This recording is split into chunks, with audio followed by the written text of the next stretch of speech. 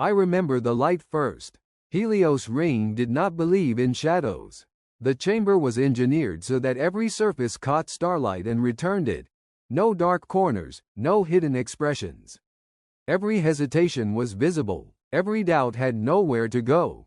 That was intentional. I sat in the outer tier, where younger species were placed without anyone ever needing to say it aloud. Close enough to observe, far enough to be dismissed. Below, the Council of Sectors moved through its rituals. 47 civilizations, each older than my entire recorded history, debated stability as if it were a solved equation. Their voices layered, translated, filtered, formalized, until meaning became less important than precedent. Nothing here was spontaneous. Every argument had lineage. Every objection had already been answered in some earlier century. They believed this structure had preserved the galaxy. They were not wrong. At the center, Speaker Thelene presided, faceted, crystalline, ancient. When they spoke, the chamber aligned. Not out of loyalty, but inertia. This system had endured too long to question itself. Proceed, Thelene signaled. The next delegation entered the discourse. The Drax. I noticed the shift before they spoke. Several delegates adjusted posture. Subtle withdrawals disguised as comfort. One species dimmed its natural glow. Another stilled completely. Fear, expressed through etiquette. The Drax representative stood, tall, controlled, precise. We bring a matter of internal instability, they said. The chamber quieted. That alone made it significant. Instability, here, was not discussed lightly. Not publicly. Certainly not by a species known for control. It concerns our young. A pause followed. Not dramatic, but weighted. I leaned forward slightly. This wasn't policy. This was failure. And in this chamber, failure was the only thing they did not know how to manage. The Drax did not rush their words. They never did. Among the older species, restraint was a form of authority. Urgency suggested loss of control, and control was the one trait the Drax were known for across every recorded encounter. Our young have exhibited unregulated aggression beyond accepted behavioral thresholds, the representative continued. Recent incidents have resulted in diplomatic casualties. The chamber reacted, but quietly. No outbursts, no shock, just a tightening of posture across multiple delegations. A recalibration of attention. Diplomats were not supposed to die. Not like that. Speaker Thelene inclined slightly. Clarify the scale. A single event, the Drax replied.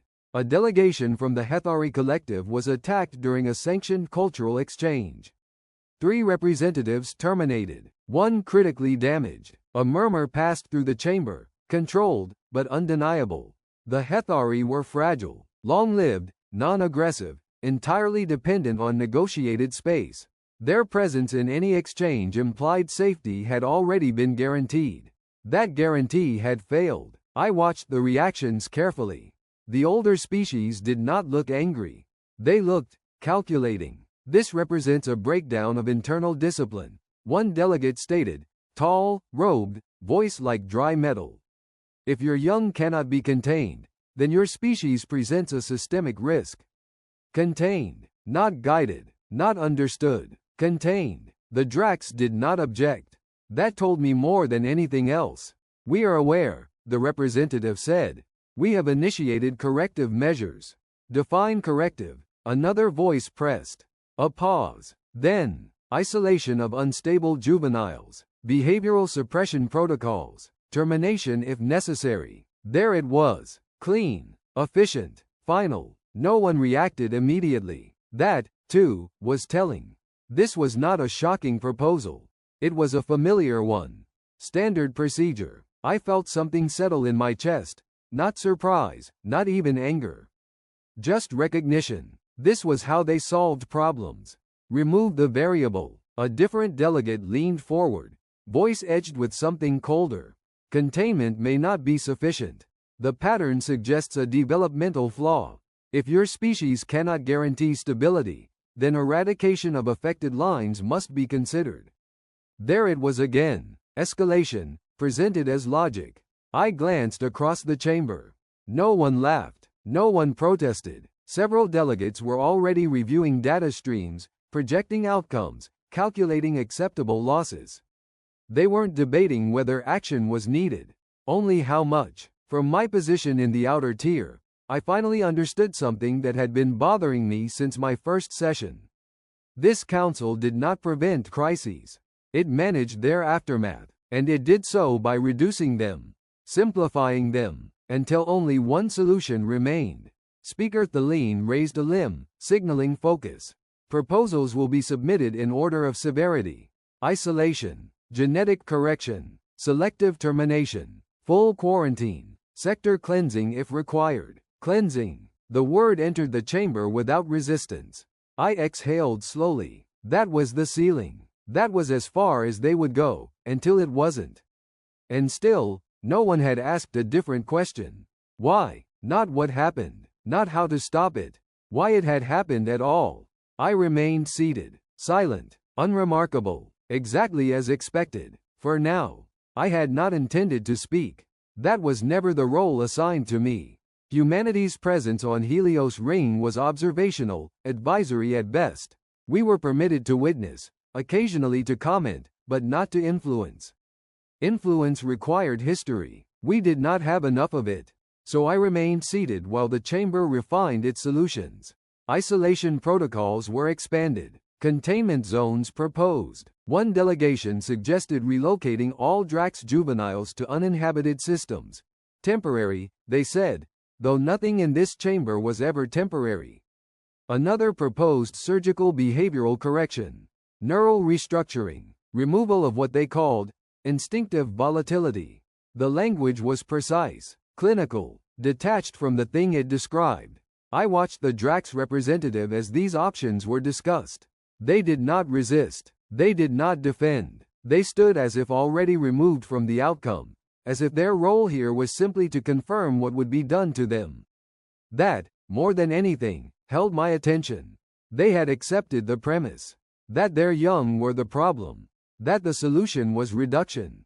No one questioned it, not even them. A delegate from the inner sectors spoke next, voice carrying the quiet authority of age. We must consider precedent. Allowing uncontrolled predatory development within a council species introduces unacceptable variables. The risk is not localized. Agreed, another responded. Containment failure would propagate. Others may follow similar evolutionary deviations. Deviation, as if fear itself were an anomaly. I leaned back slightly, letting their words pass over me. There was a pattern here, not in what they were saying, but in what they refused to see. They were treating the outcome, not the condition. A flicker of movement to my left caught my attention. One of the smaller species, an observer like myself, had lowered their gaze completely. Withdrawal, disengagement, a silent admission that the conclusion was already inevitable. This was how it always ended. With consensus, not because everyone agreed, but because no one offered anything else. I considered remaining silent. It would have been easier. Expected. Safe. Humanity was still being measured. Still being categorized. Speaking out of turn would not elevate us. It would confirm what many already suspected. That we were inexperienced, unrefined, naive. I understood all of that. And still, I found myself standing. The motion was small, unremarkable, but in a chamber built on stillness, even that was enough. Several delegates turned, slowly, as if recalibrating something unexpected. Others did not react at all. My presence did not yet warrant full attention. That would change. I waited until the current speaker finished. Interrupting would have been inappropriate. Protocol mattered here. When the silence returned, I spoke. Not loudly, not forcefully, just enough. The problem isn't the predators. That was when the chamber fully acknowledged me. Dozens of eyes, compound, luminous, mechanical, biological, shifted in unison. For the first time since I arrived on Helios Ring, I had their attention. The problem isn't the predators. My voice did not carry far. It didn't need to. The chamber was designed for clarity. Even the quietest statement reached every seat without distortion. What mattered was not volume, but deviation, and I had just introduced one. Speaker Thelene turned toward me with slow precision. The human representative has requested acknowledgement. That was more formality than I expected. Granted, they added. I inclined my head slightly. Enough to respect protocol, not enough to suggest hesitation. The problem isn't the predators, I repeated, more evenly this time. The problem is that no one ever taught them not to be afraid. Silence followed, not the controlled silence of procedure. Something less stable. Several delegates shifted, not dramatically, but enough. A ripple of discomfort moving through beings who had spent millennia refining how not to react. One of the inner delegates spoke first, tone measured but edged.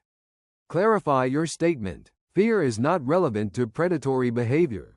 Aggression is an inherent function. Inherent doesn't mean fixed, I said. A pause. That word, fixed, lingered longer than it should have.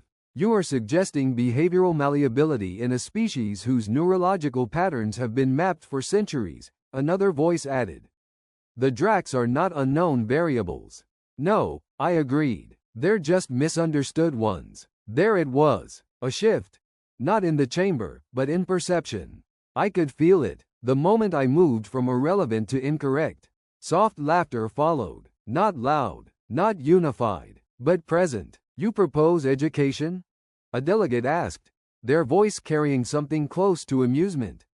For apex predators? I propose exposure, I replied. Structure, consistency, boundaries they understand. You want to teach them restraint, another said. Yes, the laughter grew slightly. Restraint, the same delegate repeated. You believe instinct can be negotiated? I know it can, I said. That ended the laughter, not because they agreed, because certainty, delivered without justification, did not fit their expectations. Speaker Thelene observed me carefully. On what basis does your species make this claim? I held their gaze. Experience. That was all I offered. No elaboration. No defense. Just the statement. It was enough. A different voice, older, colder, cut in. Your species has no recorded precedent in managing multi-generational predatory instability at this scale.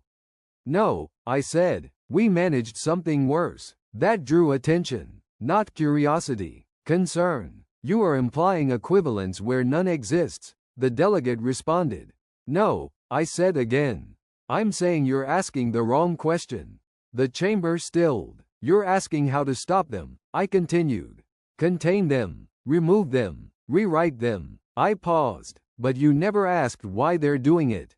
No one answered, because there was no precedent for that question here. I let the silence sit. Then, they're not attacking because they're predators, I said quietly. They're attacking because they're afraid, and no one ever showed them what to do with that. This time, the silence held. Longer, heavier, not agreement, but interruption. For the first time since the session began, their process had stalled. The silence did not last. It never did. You are projecting, one delegate said sharply, recovering first. Assigning emotional frameworks from your own species onto a fundamentally different neurological structure. Fear is not a motivator for the Dracs, another added. It is an inefficiency. Their development is based on dominance hierarchies and controlled aggression. Then why did they attack diplomats? I asked. That slowed them. Not stopped, just slowed.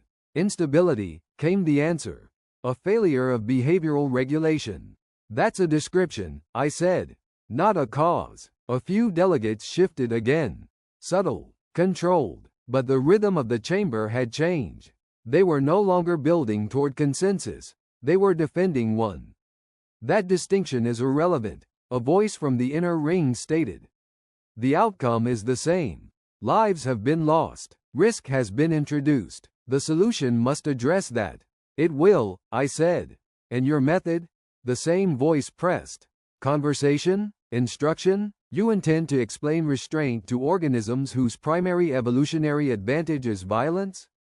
Yes, there was no hesitation in it. That was the problem. Laughter returned. Louder this time, less restrained. You want to educate danger, one delegate said, openly mocking now. To reason with it, to civilize it. No, I replied. The laughter faltered. I want to remove the reason it's acting that way in the first place. That is not how predation functions, another snapped. Predators do not require justification. Everything requires a trigger, I said. Even you. That landed harder than I expected. A ripple moved through the chamber. Not amusement this time, but irritation. You overstep, the inner delegate warned. Your species lacks the historical context too. My species has more context than you think, I interrupted. That was a mistake, not strategically, culturally. Interruptions here were violations. I saw it immediately. The shift in posture, the tightening of attention. I had crossed a line they all recognized.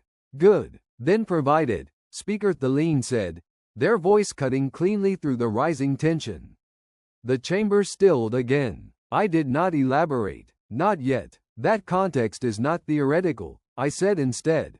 It's practical. You've already decided what the Dracs are, I continued. Unstable, dangerous, broken. I glanced toward the Dracs representative. They had not moved. You never considered that they might just be untrained. That word hit differently. Not clinical, not precise, uncomfortable. Training implies control, one delegate said carefully. Control requires authority. Who, exactly, would hold that authority over the Dracs? I would, I said.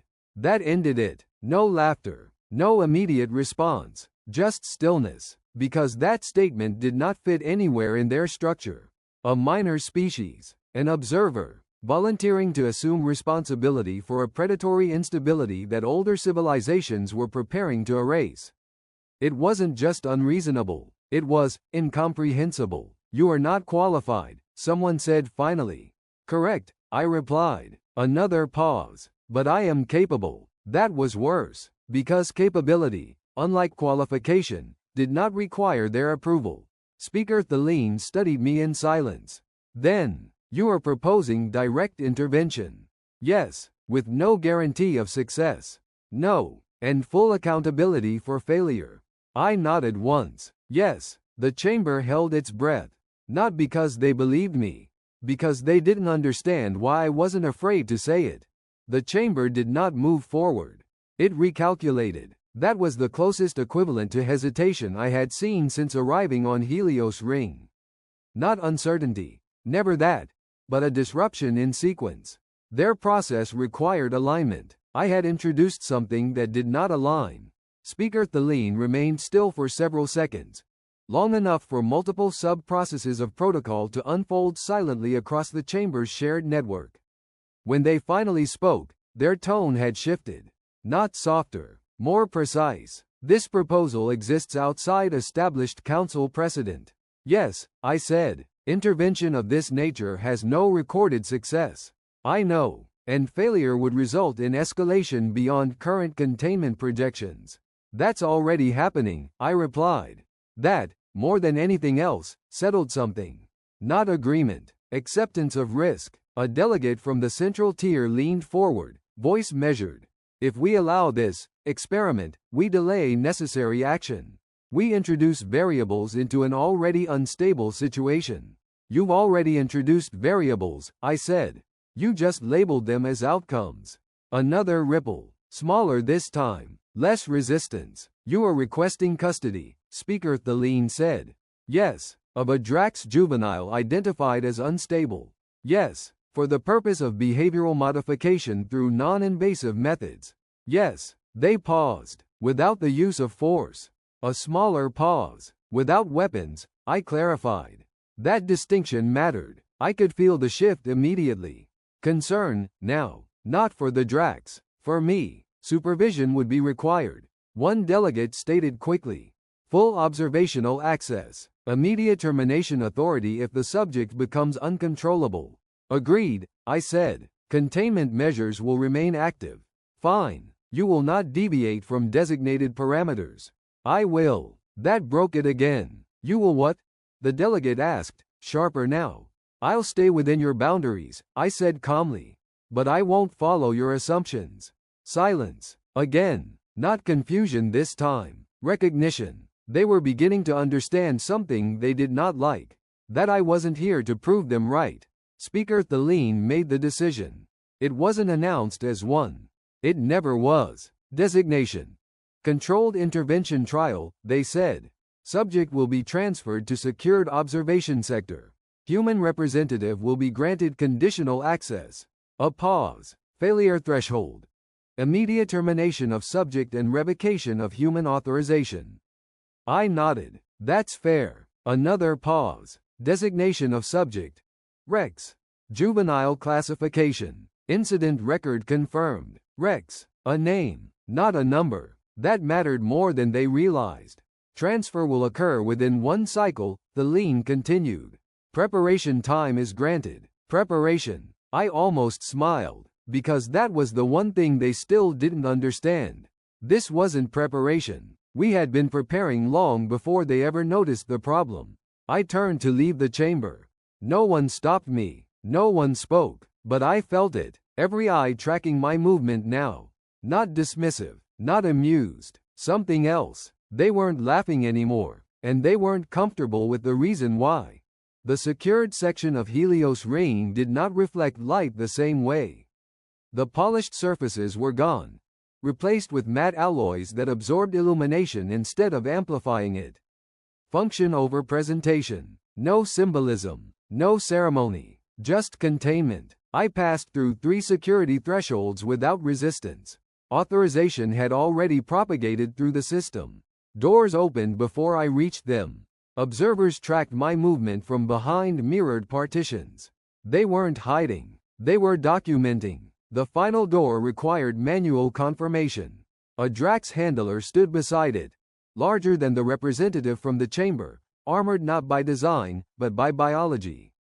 Scaled plating layered across muscle that never fully relaxed. Human, they said. Not a greeting. Not hostile. Just identification. Rivers, I replied. They studied me for a moment, then stepped aside.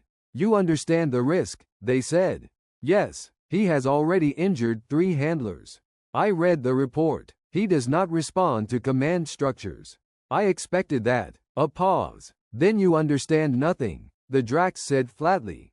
I didn't respond, because that wasn't entirely wrong.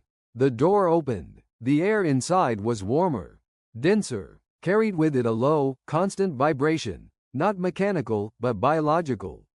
A presence that pressed against the senses before it was fully visible. Rex. He was larger than I expected. Not fully grown, but already beyond human scale. His form was coiled tension. Muscle layered under dark plating. Movements sharp even in stillness. His eyes tracked everything at once, never settling, never resting. No sedation. No restraints. That surprised me. Containment field, the handler said from behind. Reactive. He cannot breach it. I stepped forward. The field shimmered faintly between us. Rex moved immediately, not toward me, around me, circling the perimeter of his enclosure, testing angles, measuring distance. His attention flickered across every possible path of approach. Not hunting, assessing. Good. I stopped just outside the field. Didn't speak. Didn't move closer, just stood there. He noticed. Of course he did. The movement stopped. His head tilted slightly, not curiosity, not recognition, evaluation. We stayed like that for several seconds. Then, I sat down, not slowly, not cautiously, just sat. That changed everything. The observers shifted behind the glass. I could feel it without looking. This wasn't in their models. No species approached a predator by lowering its posture voluntarily. Rex froze. Not because I was a threat. Because I wasn't acting like one. Good. I rested my hands on my knees. Kept my breathing even. Didn't break eye contact. But didn't challenge it either. There's a difference. Most species don't know it. Humans do. We evolved in places where looking directly at something could either start a fight or prevent one. Rex stepped closer to the field. Slow, measured. His movements had lost their sharpness.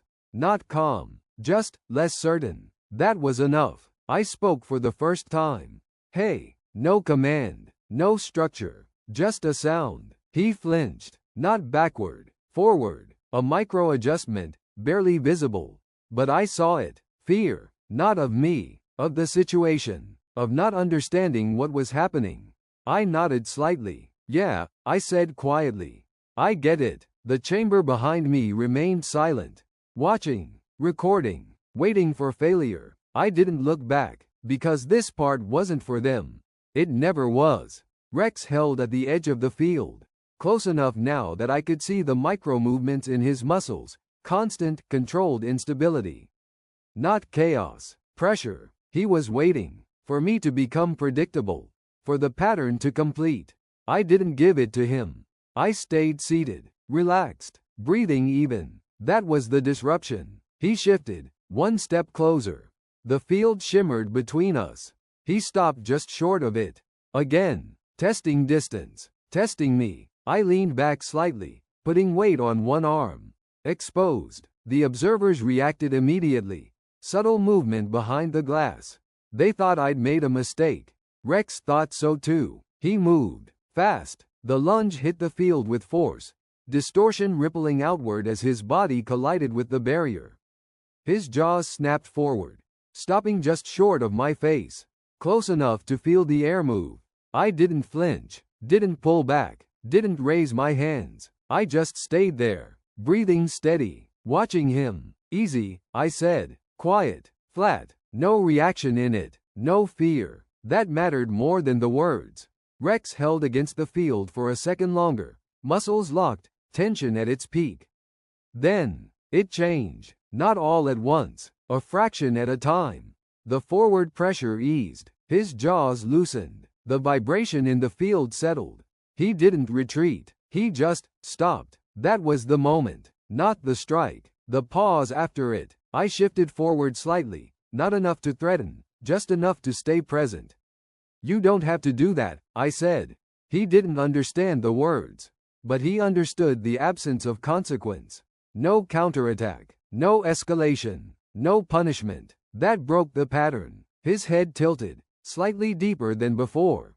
Confusion, processing. For the first time, there was space between what he felt and what he did. Behind me, the chamber was silent. They had expected violence. They didn't understand restraint. Rex stepped back, one step, small, but voluntary. I didn't follow, didn't close the distance. I let him keep it. Because this wasn't about control. It was about choice. And for the first time, he had won. Rex did not move for a long time.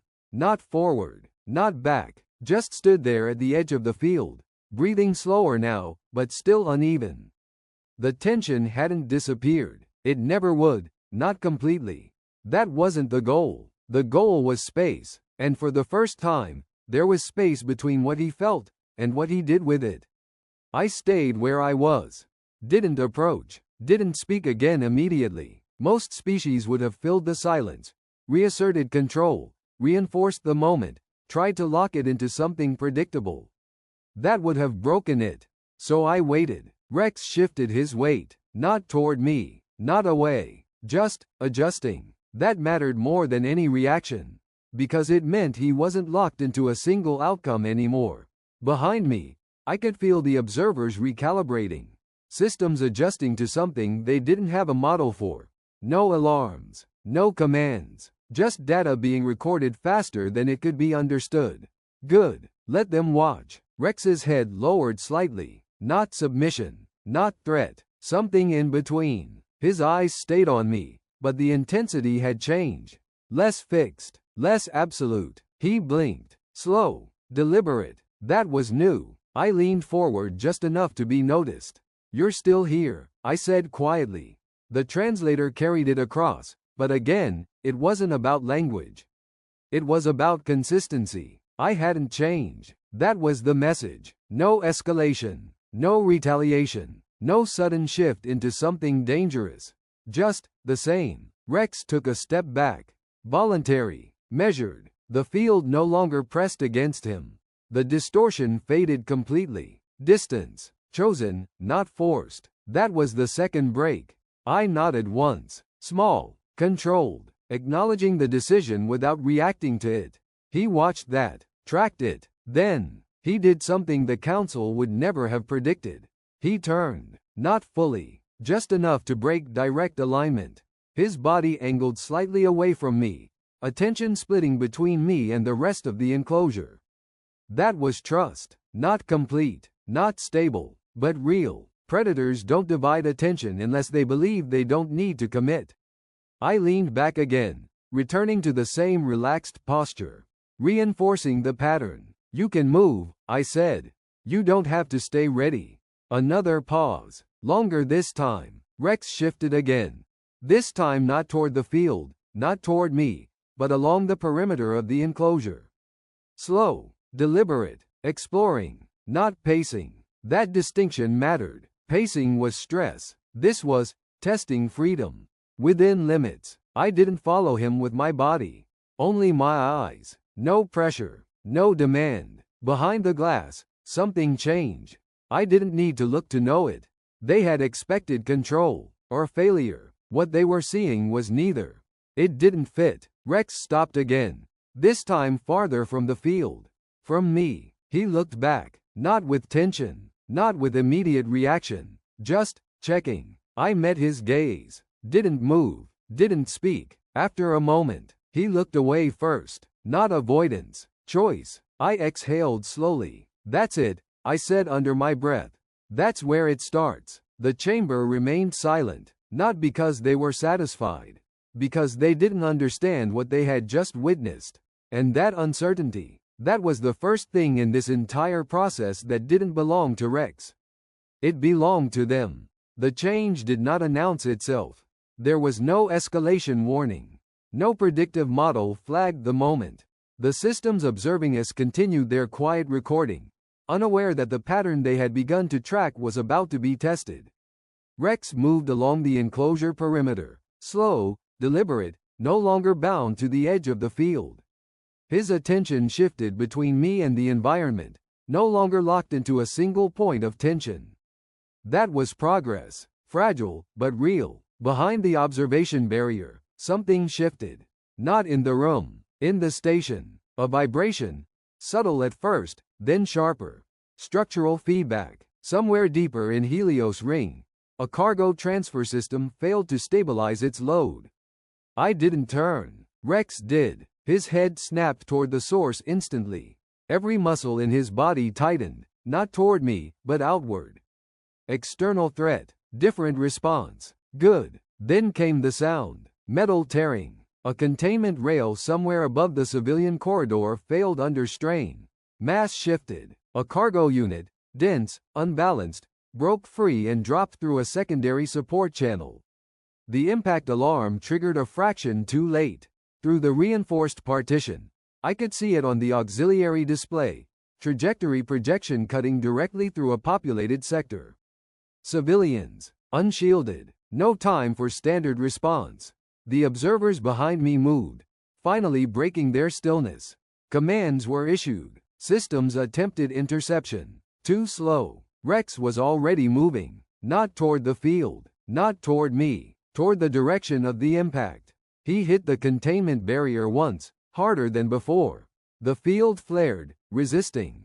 Energy spiked. For a fraction of a second, he hesitated. Not from fear, from conflict. Then, he stepped back, just enough, adjusted angle, and struck again. Different point, different force. The field destabilized, localized distortion where the energy matrix hadn't recalibrated fast enough from the first impact.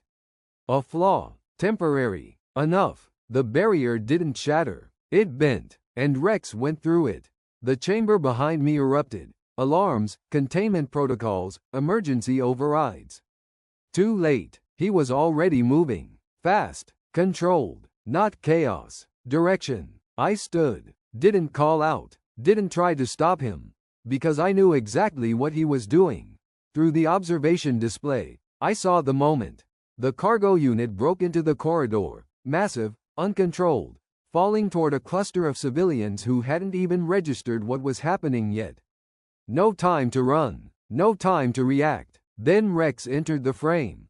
He didn't slow down, didn't hesitate. He hit the falling mass at an angle, redirecting, not stopping. The force drove him into the deck plating hard enough to fracture it, but the cargo unit shifted trajectory, slamming into the wall instead of the civilians.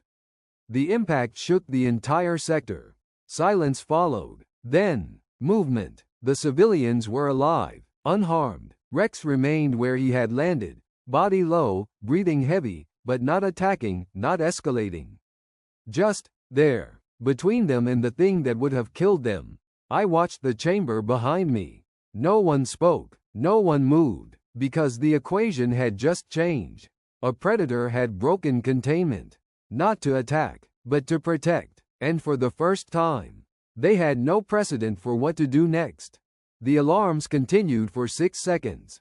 Then they stopped, not because the situation was resolved, but because the system no longer knew how to classify it.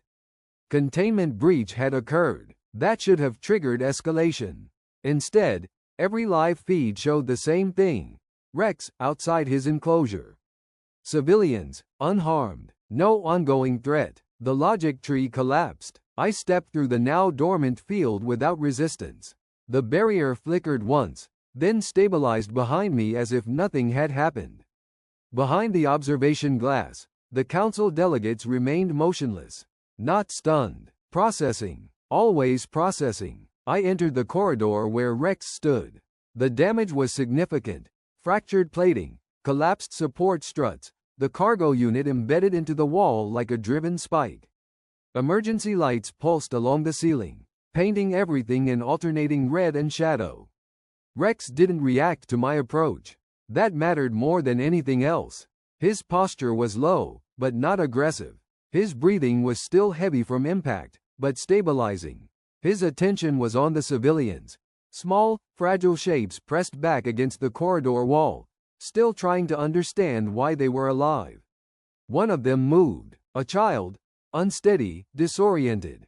Rex's head turned instantly. The old pattern flickered. Tension. Readiness. Then, it stopped. Not suppressed. Chosen. He held position. Did nothing. The child stepped forward. Slow. Uncertain. Every observer behind the glass held their breath, though most of them didn't need to.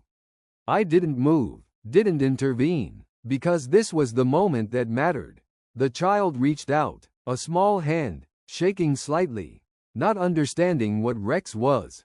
Only understanding what he had done. The contact was brief. Barely there. But it happened. Rex did not react. No recoil. No aggression. No confusion. Just stillness. Acceptance. The child stepped back. Alive. Unharmed. The corridor remained silent. Not the silence of fear. Something else. I stepped up beside Rex. Close enough now that there was no barrier between us. He glanced at me. Just once. No tension. No challenge. Just acknowledgement. I nodded slightly. That was your choice, I said quietly. He didn't understand the words. But he understood the absence of threat. Behind us, the chamber finally spoke. Not with voices. With movement. Delegates shifting forward. Not retreating. Not withdrawing. Observing. Re-evaluating. For the first time since this began. They weren't looking at a problem. They were looking at evidence. And they didn't know how to categorize it. Speaker Thalene's voice came through the corridor systems, quieter than before. Explain. Not a command. Not authority. A request. I didn't turn. Didn't face them. I kept my eyes on Rex. You thought he was acting on instinct, I said. A pause. He wasn't. Rex shifted slightly, settling into a position that no longer resembled readiness. Just presence. You removed every option except one, I continued. Fight, react, survive. Another pause. So that's what he did. The chamber remained silent, listening now, actually listening. I exhaled slowly. Today, I said, he had another option. Rex didn't move, didn't look at the chamber. Didn't need to. He took it. That was all. No explanation. No justification. Just the result. And for the first time, the Council of Sectors had something they couldn't reduce. Because it wasn't a problem anymore. It was a decision. And they had no precedent for that. The Council did not respond immediately. That, in itself, was unprecedented. Helios Ring had been built on reaction, structured, deliberate, but immediate. Every input processed, categorized, resolved. Delay implied uncertainty, and uncertainty, here, was rare. Rex remained where he was. The civilians had been escorted away by emergency crews. Careful, controlled movements that never came too close to him. They still didn't understand what he was. Only that he hadn't harmed them. That was enough. I stayed beside him, not touching, not directing, just present. Behind us, the chamber reconnected to the corridor feed. I could feel the attention return, not scattered now, but focused. No longer watching for failure, watching for definition. Speaker Thelene spoke again. Subject Rex has demonstrated deviation from established behavioral projections. Careful wording. They weren't admitting error. Not yet. Correction, I said without turning. He demonstrated choice. A pause. Longer than before. Choice implies cognitive override of instinctive response, another delegate said. Such overrides require conditioning. Yes, I said. They do. Then identify the conditioning process. I finally turned. Not fully. Just enough. You're looking at it. Silence again. Not resistance this time. Something closer to recalibration.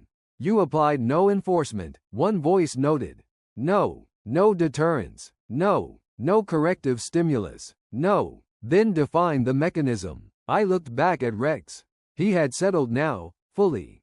The constant micro-movement reduced, breathing even. Not passive. Stable. You removed the threat, I said.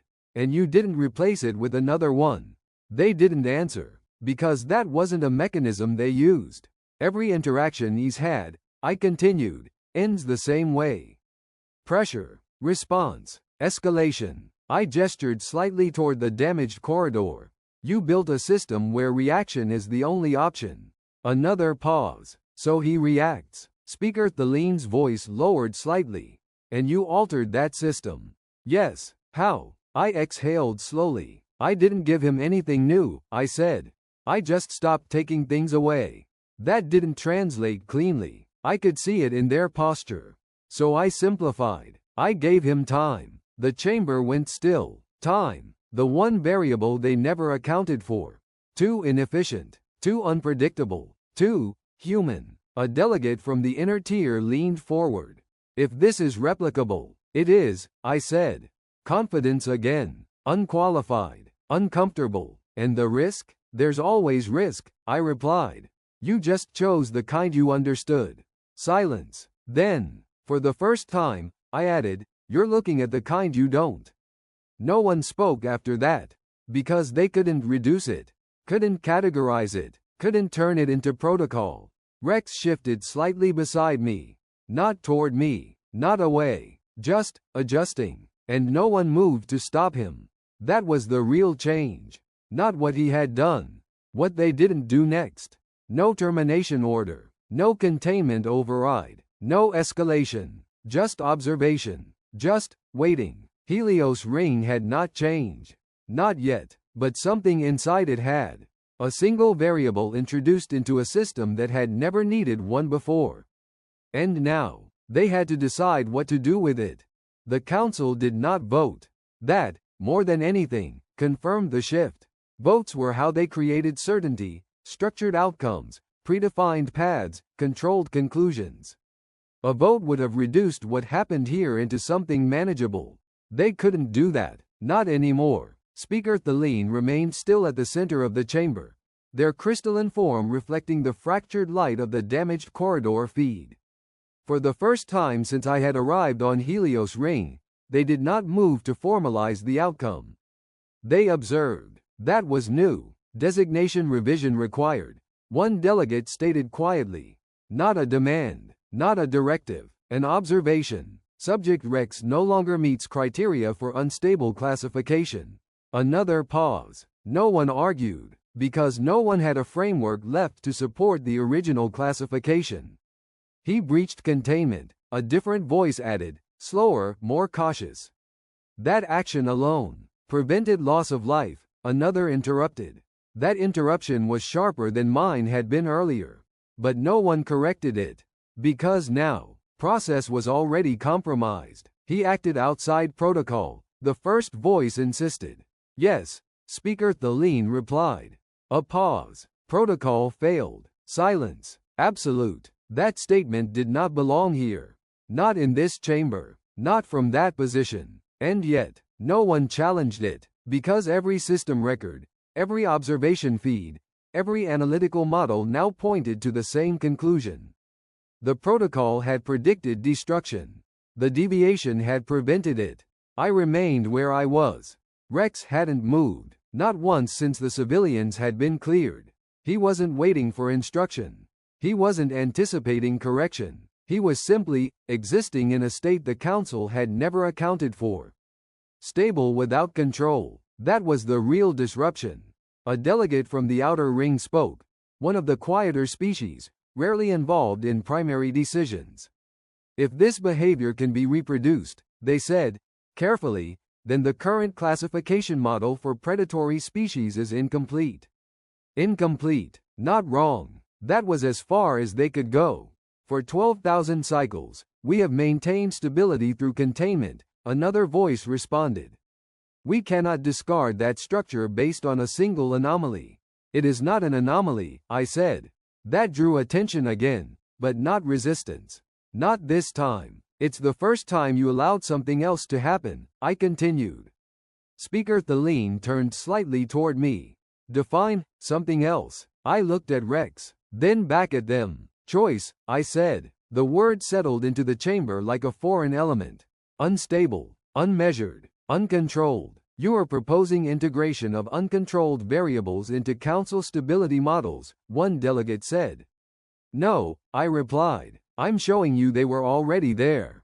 Another pause. Longer. Heavier. Because that wasn't a proposal. That was a correction. Rex shifted slightly beside me. Not toward the chamber. Not away from it. Just adjusting again, like before. Like it was normal. And for him, it was becoming normal. Speaker Thelene finally moved. Not much. Just enough. Subject Rex is to be reclassified, they said. No title followed immediately. No predefined category. Because none existed. Another pause. Then, provisional designation. Autonomous behavioral entity. The chamber did not react. Not because they agreed. Because they didn't yet understand what that meant. I exhaled slowly. That was fine. Understanding would come later. For now, they had crossed the threshold. And they couldn't step back across it. I did not stay for the next session. That was intentional. Helios Ring did not need my presence to continue. The Council resumed its function within one cycle, adjusted language, revised classifications, expanded definitions. They rebuilt structure around what had happened, as they always did. But the structure was no longer complete. Rex was transferred, not to containment, not fully. A new designation followed him. Observation without restriction. Supervision without enforcement. No one called it freedom. They didn't have a word for it. Across the following cycles, similar cases emerged. Not identical, never identical, but close enough. Other Drax juveniles, previously marked for isolation, were reassessed. Some failed. That mattered. Not every outcome changed, but enough did. Enough to introduce doubt into a system that had never required it. I filed my report as requested. It contained no directives, no framework, just a sequence of events and a single line of conclusion. Subject responded to the presence of non-escalation. The Council archived it, not prominently, not suppressed, just stored, where all unresolved things go. I left Helios Ring without ceremony. No acknowledgement, no request for continuation. That, too, was expected. Humans were not integrated into their system. We never had been. And after this, they were less certain they wanted us to be. Weeks later, I received a copy of an internal memorandum, unauthorized, but not unexpected. Circulation restricted to administrative tiers. Authored by Council Administrator Mark Hale. It contained a single excerpt flagged for review. Predatory behavior was never the anomaly. The anomaly was our assumption that it could only be reduced, never redirected. Humans do not remove variables. They allow them to exist, and then force them to change. This introduces instability. It also produces results we cannot replicate. Further exposure is not recommended. Further isolation may not be possible. The document ended there. No recommendation. No resolution. Just a recognition. The galaxy did not change that cycle. But something in it did. And it would not return to what it had been before.